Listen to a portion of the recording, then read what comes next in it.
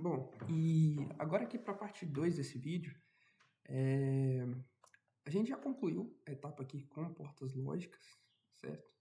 E agora a gente vai estar partindo para a síntese disso em um código de Verilog que a gente pode estar utilizando ou para sintetizar esse driver em um FPGA ou para fazer uma síntese física num ASIC, certo? Então, bom, é importante a gente estar alertando que tem basicamente duas formas da gente estar trabalhando um código em Verilog, certo? No caso do semáforo, eu dei o exemplo apenas do método estrutural. A gente fez a topologia de portas lógicas, desenvolvemos o sinaleiro e funcionou. É claro que a metodologia que a gente fez, ela foi mais complexa. Poderia ser feita utilizando uma máquina de estados finitos, né? Uma finite state machine. Então aqui eu resolvi fazer de uma forma diferente. Eu resolvi trazer as duas abordagens. A abordagem estrutural, que foi a que a gente fez anteriormente, né? E faremos também a abordagem comportamental, certo? Como que seria isso? A abordagem estrutural seria descrevendo exatamente essas portas no nosso circuito e essas conexões entre si, certo? Que foi o que eu fiz aqui no modo estrutural. No modo comportamental, não. No modo comportamental, a gente vai fazer uma lógica do tipo, apertou, chegou o sinal lá, então eu quero que esses sinais aqui se acendam. Apenas isso. Basicamente é uma programação similar a como fazemos insert num microcontrolador, por exemplo, num Arduino que seja, num PIC. Enfim. Dito isso, vamos lá. Então, o primeiro modo seria um modo estrutural, certo? Quando a gente viu um modo estrutural, você vê que fica um pouquinho maior, né? Então aqui a gente declarou os nossos entradas de entrada, né? A, B, C e D, e as nossas saídas, né? Com letras minúsculas. Então, fios de entrada. Aí aqui eu chamei esses fios intermediários, A barrado, B barrado, C barrado, D barrado, para quê? A gente não tem que ficar barrando todas as entradas barradas, senão ficaria um monte de portas barradas, né? E assim como a gente viu aqui no circuito com portas lógicas, né? Eu fiz isso aqui também, tá vendo? Porque senão eu ia encher de porta-note, um para cada sinal barrado, e ficar gigantesco. Então, o que eu fiz? Eu fiz um segmento de reta aqui e fiz um barramento só de sinais barrados. Isso simplifica na elaboração do nosso projeto, né? E o mesmo eu fiz aqui no código de Verilog. Eu chamei esses sinais aqui, A barrado, B barrado, C barrado, D barrado, e eu fiz uma atribuição invertendo esses sinais, né? Fiz um assign, né? Então, o A barrado ele vai ser igual ao A, só que barrado. Faz sentido. Mesma coisa com os outros, certo? E descrevi aqui a lógica de A até G de forma estrutural. Então, peguei aquelas equações resumidas que a gente fez e inseri elas aqui, certo? E, bom, a partir disso, a gente conseguiu estar descrevendo o nosso driver de display de 7 segmentos de forma estrutural. Fiz também o test bench desse modo estrutural, né? E daqui a gente percebe que quando a gente for abordar o comportamental, ele vai ser muito parecido. Faz sentido, as entradas e saídas são as mesmas.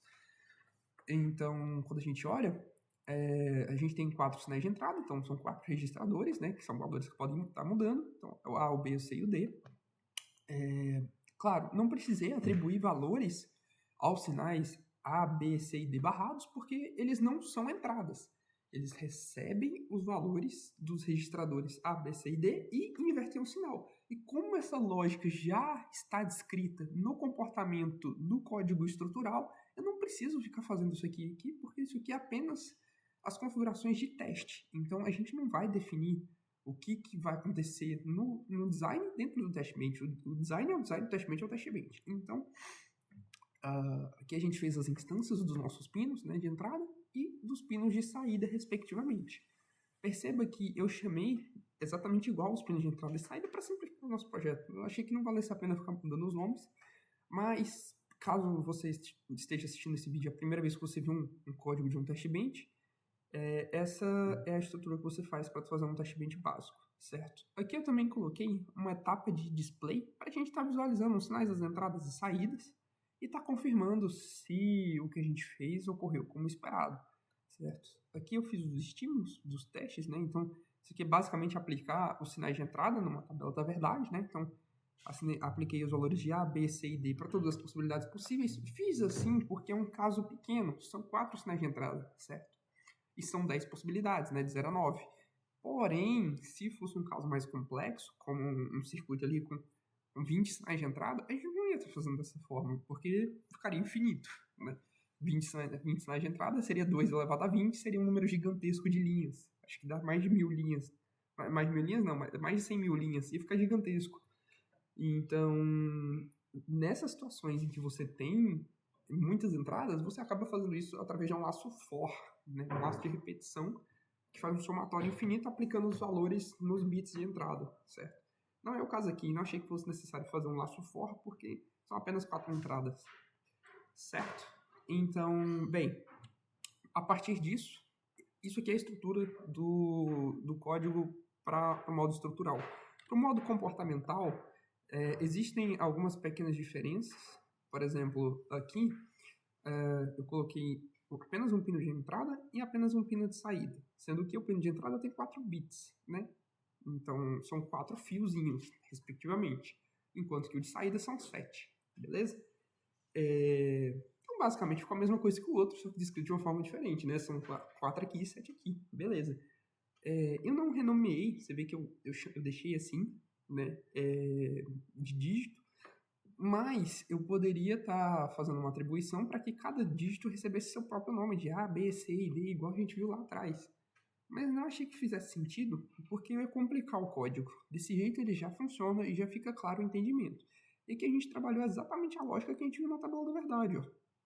Quando está o binário em 000, os dígitos vão receber essa sequência. Então, somente o último bit não vai acender. E se a gente olha lá nas tabelas da verdade, que a gente fez lá atrás, é justamente essa estrutura. O G não acende. Então, isso que a gente quer. Então, realmente descrever de forma comportamental. Quando você faz dessa forma aqui, comportamental, você dispensa essa etapa de estar fazendo os mapas de Carnot e de estar fazendo essas equações de cada saída. Você não precisa disso, você só precisa saber qual a condição que aciona tal coisa e o que vai acontecer se a condição for cumprida, que foi o que a gente estabeleceu aqui, né? Se caso o bin ocorra, isso aqui vai acontecer, e esse é o comportamento que ele vai receber no dígito, certo? E aqui descrevi de 0 a 9. Ok.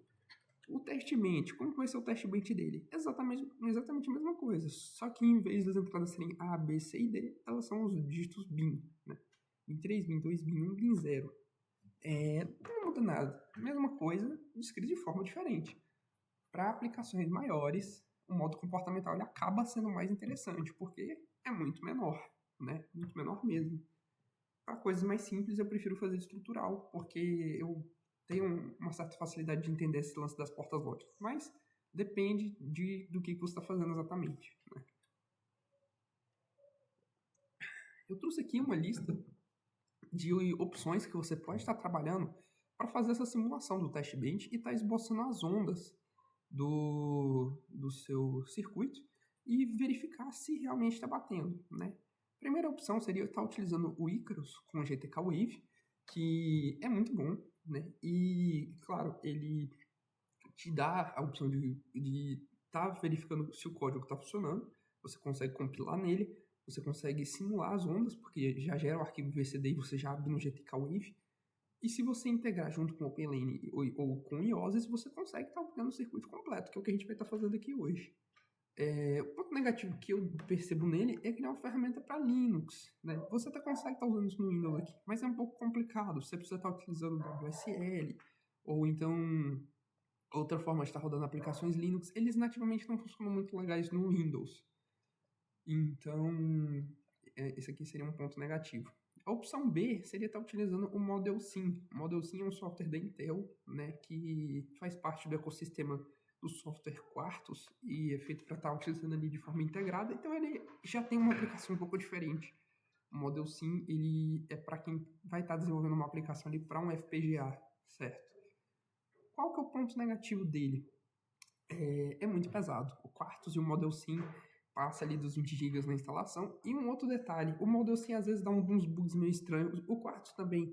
Mas se você for estar trabalhando com FPGAs da Intel, se o seu objetivo for esse, você vai ter que dominar e ter essas duas ferramentas no seu computador, o Quartus e o Model 5.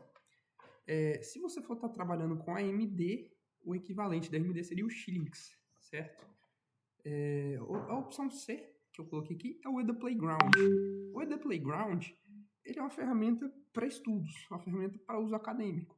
Então, é mais simples, é mais fraco, né, por assim dizer, mas você consegue estar acessando isso via navegador. Então, é uma vantagem muito grande em relação ao Model 5, porque você não precisa baixar esse arquivo gigantesco. Você pode estar rodando nativo no seu Chrome, por exemplo, no Edge, que seja.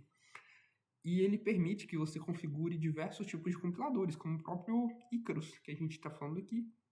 E você também consegue integrar o IOSES dentro dele. Então, isso aqui facilita muito a vida do projetista, sabe? Utilizar o EDA Playground. Ponto negativo dele. Como ele tem várias funções profissionais, né, como os compiladores da Cadence, você não deve estar utilizando ele para aplicações comerciais, porque seria uma violação de patentes, certo? Então, é apenas para estudos. Que fique claro isso. Bom, a partir disso, a gente viu aqui como está fazendo essa simulação. A outra parte importante é como está gerando as netlists do nosso sistema, que seria basicamente o RTL, que é a relação que a gente vai ter de portas baseada no nosso circuito descrito. Então aqui eu separei 4 modos de você estar fazendo isso, certo? A primeira opção seria com IOSES, que a gente citou anteriormente. No IOSES você consegue estar gerando o seu sistema de netlists a partir de um código Verilog, certo? E você também consegue estar gerando um diagrama visual se você fizer essa integração com SVG netlists, que também vou estar mostrando como faz. O ponto negativo dele é o mesmo dos outros. É uma ferramenta para Linux que para um usuário iniciante pode acabar não sendo tão amigável, mas eu uso e acho muito boa. Eu gosto bastante do IOSES. A segunda opção seria utilizando o OpenLane. O OpenLane ele já integra essas funções do IOSES e do Icarus. Então, quando você tem o OpenLane, automaticamente você já vai estar trabalhando com IOSES. Ele é muito mais completo. Ele também já integra essas funções de design automatizado do chip. E você já tem a opção de estar trabalhando com PDKs comerciais, como, por exemplo, o Skywater, que é um PDK open source, porém que te permite estar trabalhando com uma síntese para você fabricar o seu próprio chip. Então, você consegue criar aplicações comerciais utilizando o OpenLane. Como eu falei no início da aula 1, claro que plataformas pagas são infinitamente melhores, mas para um projetista iniciante, o OpenLane atende, sem dúvida alguma, todas as necessidades, e até para aplicações mais complexas, certo? O ponto negativo dele é o mesmo do IOSES. Ele acaba não tendo todas as funções que você poderia ter nativamente no Windows. Você acaba tendo que trabalhar isso no Linux, porque no Windows isso não funciona muito bem. Até dá, mas é mais complexo. A opção C, novamente, é da Intel, e aqui é o Quartus, que, como eu falei, o mesmo ponto negativo é o tamanho, certo?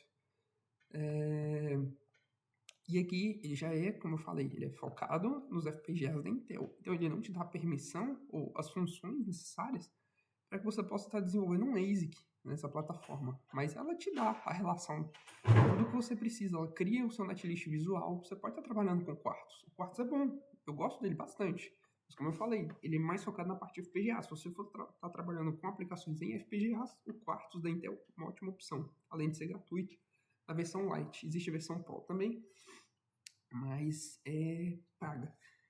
Claro que um ponto interessante, a Intel ela disponibiliza no site dela alguns treinamentos para que você possa estar aprendendo a como utilizar o Quartus e o Model Sim de forma gratuita. Ela tem essas certificações lá no site dela.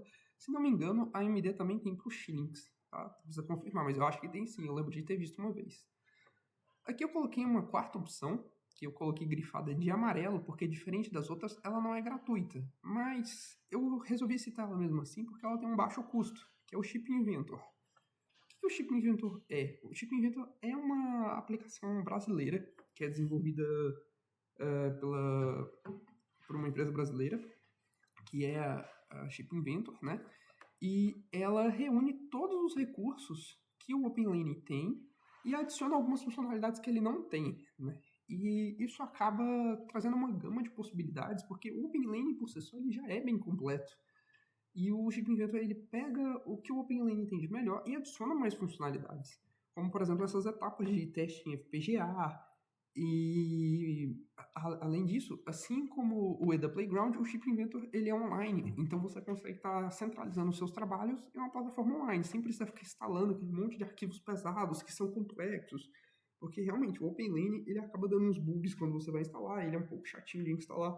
O Chip Inventor ele resolve esses problemas, né? Além de estar simplificando diversas funções. Claro, pontos negativos, né? Em comparação com os demais, ele não é open source e gratuito, né? Claro. Ele possui um custo, eu não lembro qual que é o valor dele, mas é bem baixo mesmo. E em comparação com um Cadence ou um Synopsys da vida, ele tem um custo muito menor. E ele tem diversas funções que, para a maioria dos casos, já resolve as necessidades de um projetista e de um projeto complexo, certo? Depende do que você está trabalhando. Até fiz um textinho aqui desenvolvendo. Ele é uma joia promissora da indústria brasileira. Ainda está em fase de desenvolvimento. Acredito que quando estiver finalizado, ele vai ser um ótimo software para trabalhos de microeletrônica, certo? Bom, e aqui no nosso caso, o que a gente vai estar fazendo? A gente vai estar fazendo o uso dessas ferramentas, IOSIS, OpenLane, Icarus, GTK e Netlist SVG. E aqui eu coloquei o nosso fluxo sugerido, certo? E a gente vai estar fazendo ele aqui do zero, para estar tendo um acompanhamento passo a passo de como que vai ser o nosso fluxo, certo? Bom, o primeiro passo, a gente vai estar, claro, desenvolver o código, isso aqui já está feito. Teste bench do código também já está feito. E gostaria de estar mostrando para vocês aqui na máquina virtual. Eu coloquei no slide a seguir as formas de onda que a gente consegue esboçar no GTK Wave. Mas, além disso, a gente consegue estar simulando isso aqui no driver de display de 7 segmentos. Aqui é a abordagem comportamental. Eu já deixei aqui salvo o arquivo VCD. Então, se a gente quiser estar abrindo com o próprio GTK Wave, a gente consegue estar esboçando esses sinais, né? Esse aqui, deixa eu reduzindo aqui. Aqui, na verdade, eu acho que fica mais visual se eu abrir o do modo comportamental. Perdão, do modo estrutural, né? Fiz os dois, mas ele não tá selecionando tudo. Mas não tem problema, aqui a gente coloca um pulo, vai. Putz, pulei aqui. Tá, aí F e G. Vamos estar reduzindo aqui o tempo. Beleza. Com isso, a gente consegue estar fazendo um acompanhamento aqui dos nossos sinais. Então, novamente, quando for tudo zero, a gente espera que o G não acenda. E, como a gente viu, a gente consegue estar acompanhando os ciclos de onda conforme o que a gente trabalhou. É claro que isso aqui já pode ser conferido apenas olhando a nossa tabela da verdade, mas as formas de onda, elas ilustram isso de uma forma mais ampla, certo? Eu deixei aqui pronto das duas abordagens, a estrutural e a comportamental. Então vocês conseguem estar conferindo como é que foi o funcionamento do circuito. Se você, claro, tiver a oportunidade de fazer isso em bancada, com portas lógicas ou com FPGA, é muito melhor, né?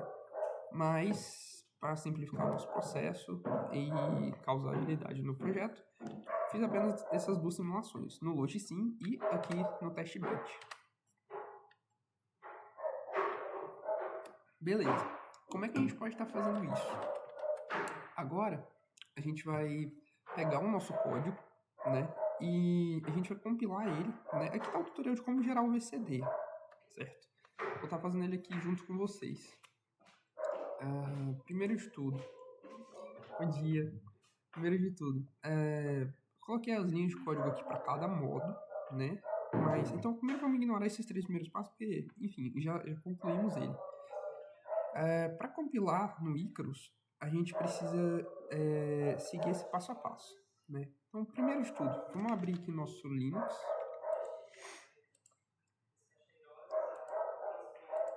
E aí, a gente já tem essas duas pastas, mas aqui eu vou estar fazendo do zero. Vamos criar uma pasta aqui. Sim. Setseg. Vamos chamar assim, né? E aqui dentro, a gente vai estar colocando o arquivo .v do nosso projeto. Eu vou estar trabalhando com o estrutural porque eu acho que é mais interessante, é mais fácil. E aí aqui, se vocês observam o nosso manualzinho que a gente fez, fica claro que a gente precisa, para estar gerando as formas de onda, tanto do arquivo V, que é o código, quanto do testbait. Então a gente vai separar eles dois dentro da nossa pasta, certo? Vou pegar esse aqui e esse aqui, vamos copiar para lá.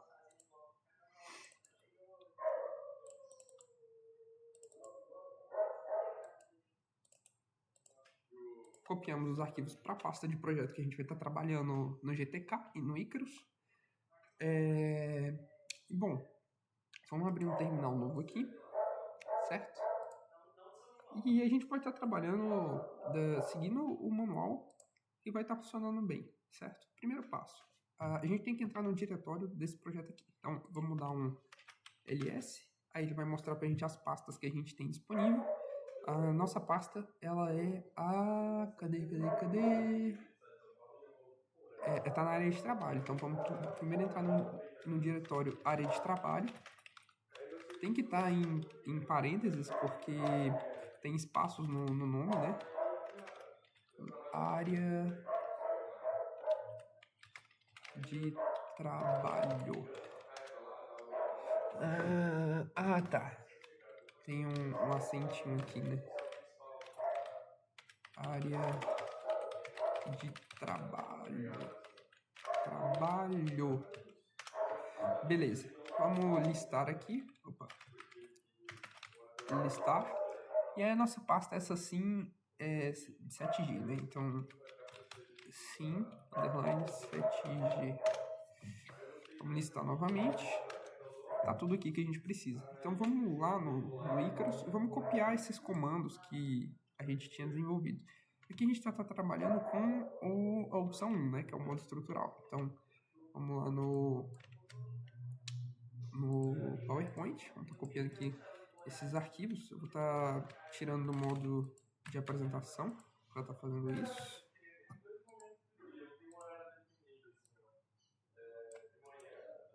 Então, Ctrl C. Aqui eu marquei esses trechos em vermelho porque é o arquivo de simulação que vai ser gerado. Então você pode estar mudando isso aqui para outro nome para estar atendendo a sua demanda. Então vamos lá. Voltar no nosso terminal. Que é esse aqui. Vamos estar colando o código. E rodando. Aqui não aparece nada, mas quando a gente volta lá na pasta, ele criou esse arquivo simv, certo? E esse arquivo simv, ele vai estar usando como base para gerar o nosso arquivo da simulação. Então, o que a gente vai fazer? A gente vai executar esse comando vpp e simv. Se o arquivo de simulação tivesse outro nome, a gente ia trocar onde está em vermelho pelo nome do novo arquivo. Então, vamos voltar lá. vpp simv. E aí, aqui a gente obtém a nossa tabela da verdade, que a gente esboçou lá no código, né? Os nossos sinais de entrada. Você vê que a gente não definiu esses valores de saída, mas ele calculou baseado no código que a gente desenvolveu em Verilog, certo? Então, bem, quando a gente minimiza isso, a gente vê que ele criou esse arquivo VCD, que outrora não existia, e esse VCD a gente consegue estar abrindo dentro do GTK para fazer o esboço das ondas. Então, se a gente der um duplo clique aqui, ele vai abrir aqui dentro do GTK e a gente consegue estar fazendo essa simulação igual a gente fez anteriormente. Então, beleza. Primeira etapa concluída. Vamos voltar aqui no PowerPoint. Essa primeira que a gente já concluiu, que é o que está aqui descrito. E agora vamos fazer a síntese no OpenLane, correto? Primeiro de tudo, o que a gente vai precisar fazer? a gente vai estar abrindo o nosso terminal eu vou deixar aqui em tela cheia, que aí eu consigo estar acompanhando na minha segunda tela. Cadê? Rapaz, é muita página.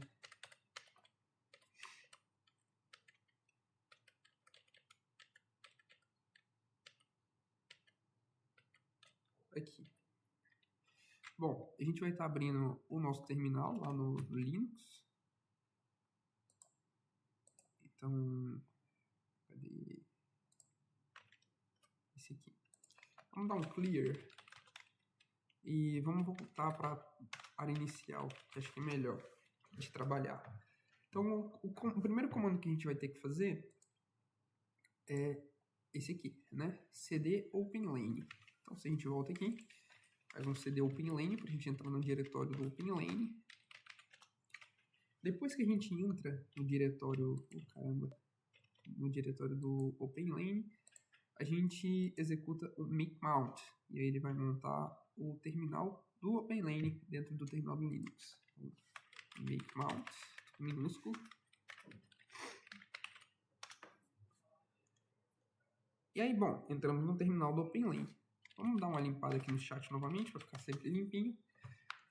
E, bom, passo 2 concluído. Então, vamos voltar lá. Qual que é o terceiro passo nosso? A gente vai estar rodando o flow básico. Isso vai criar uma pasta no nosso diretório, que vai ser a pasta de projeto. Deixa eu estar minimizando aqui, que a gente vai copiar esse código. Nesse caso, vamos estar... Aqui eu coloquei um nome, mas deixa eu destacar aqui em vermelho, e a gente vai utilizar outro.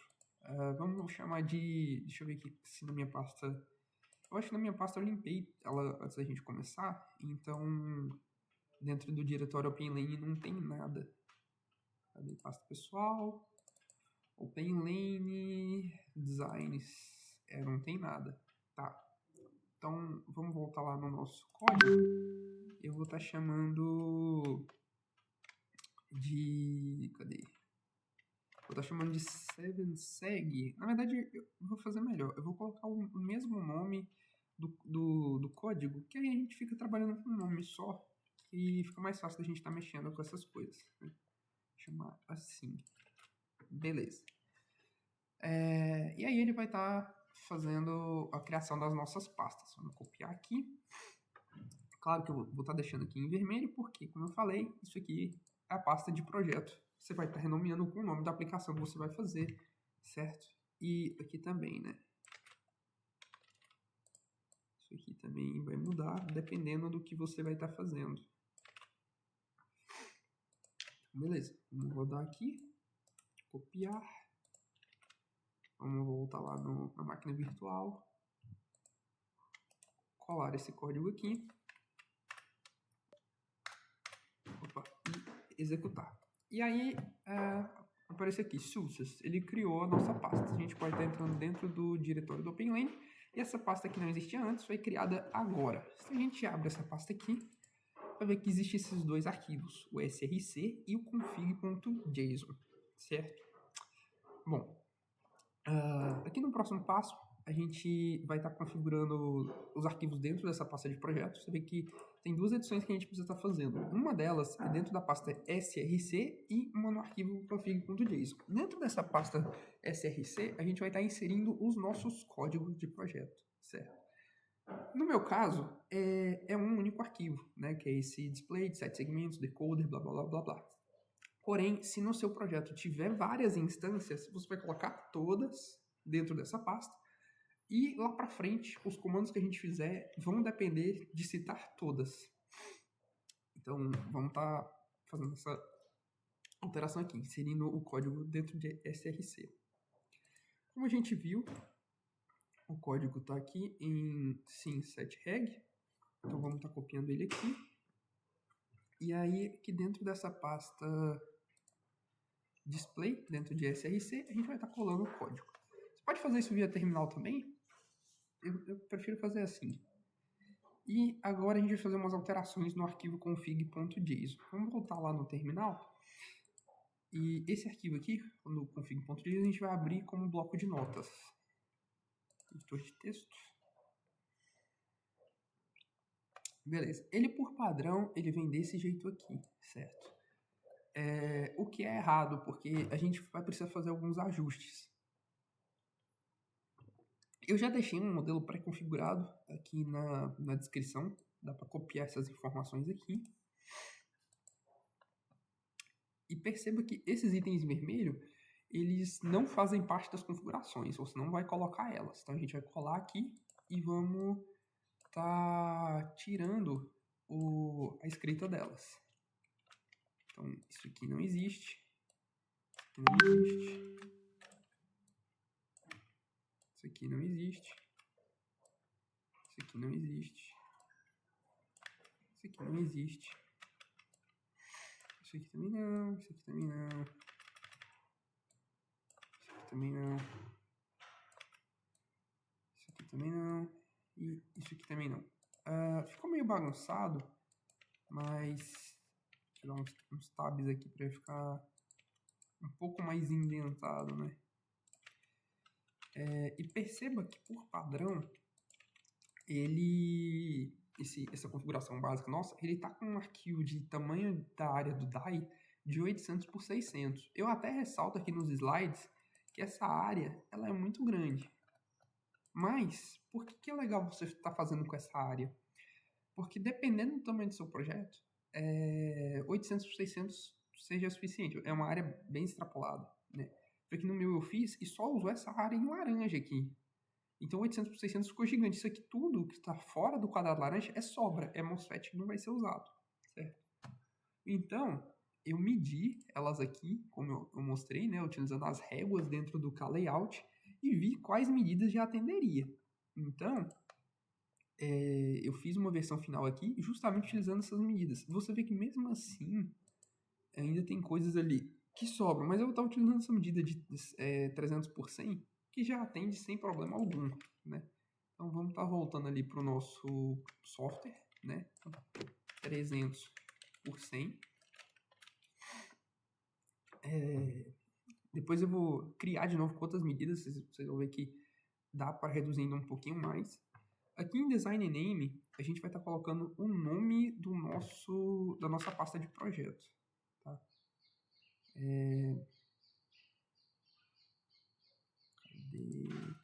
Cadê? Aqui eu copiei lá do slide. E no slide, ó, tá vendo? E a nossa pasta se chama isso aqui, ó. Então isso aqui que a gente vai colocar ali. Copiar. Cadê? Bloquinho de notas. Aqui. Isso aqui a gente vai estar inserindo aqui. Beleza. Aí, como eu falei, em Verilog Files, são vários arquivos, né? Geralmente, um projeto ele não tem só um top level. Mas nesse caso aqui só tem um. Mas, por padrão, você não precisa estar mexendo isso aqui. Se tiver vários, você até pode estar listando eles aqui dentro. Mas se você deixar só SRC, ele já vai identificar que é todos os arquivos .v dentro da pasta SRC. Então, isso já resolve os nossos problemas. Não precisa estar mexendo nisso, certo? Aqui em portas de clock, você vai citar as portas de clock, caso houver uma porta de clock no seu projeto, certo? E o período de clock, se houver um clock. No nosso caso, não tem um clock. Então, a gente não precisa estar se preocupando com isso, beleza? Mas se tiver uma porta de clock, você coloca aqui. E período, você pode estar colocando 750, que é o maior valor possível aqui para a síntese do OpenLane. Então, ele já vai estar fazendo uma validação, sem problemas, certo? No nosso caso, a gente não vai usar clock, então vou tirar aqui. Os outros itens você não precisa estar mexendo, tá? Deixa eu salvar aqui. E aí, nosso config.json ele já está configurado para poder fazer o restante da nossa síntese. Então, esse passo aqui também já concluímos, correto? E agora, o que a gente vai fazer? A gente vai fazer o flow, né? Utilizando esse comando aqui. Só que, novamente, no nosso caso, isso aqui vai estar com outro nome, porque a gente mudou aqui o nome de projeto, né? Vai ser esse nome aqui. Então, vamos estar rodando aqui com esse nome aqui. Deixa eu salvar aqui novamente. Vamos copiar aqui. Voltar lá para a máquina virtual, o nosso terminal. e jogar isso aqui dentro do OpenLane. E aí aqui ele deu um erro que foi... não está descrito, mas a gente pode estar abrindo a nossa lista de fluxos para estar vendo o que é o erro. A gente vem lá em pasta pessoal, OpenLane, Designs, display de 7 segmentos, Runs, aí a run que a gente fez, não tem nada aqui dentro, mas bom, ela não deu detalhes pra gente de por que que falhou, o que é bem estranho. Ela nem chegou a acontecer dentro da pasta que a gente programou. Então o que a gente vai estar fazendo? Eu acho que eu não coloquei o diretório, né? Então vamos fazer o seguinte, vamos limpar nosso chat, vamos dar um listar, vamos estar entrando dentro de designs para a gente estar definindo o nosso endereço. Acho que ele não conseguiu localizar. Vamos entrar aqui dentro de display de 7 segmentos, decoder bcd yes, beleza. E aqui dentro a gente vai rodar o comando. Ele novamente deu esse erro. Vamos ver o que é o erro. É no nosso arquivo de config.json.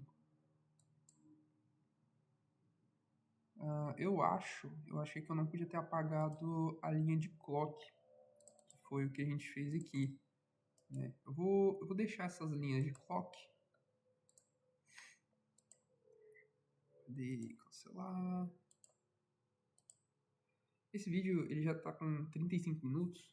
Eu vou encerrar ele por aqui e fazer uma terceira parte, assim como eu fiz no outro. Então, já voltamos aí.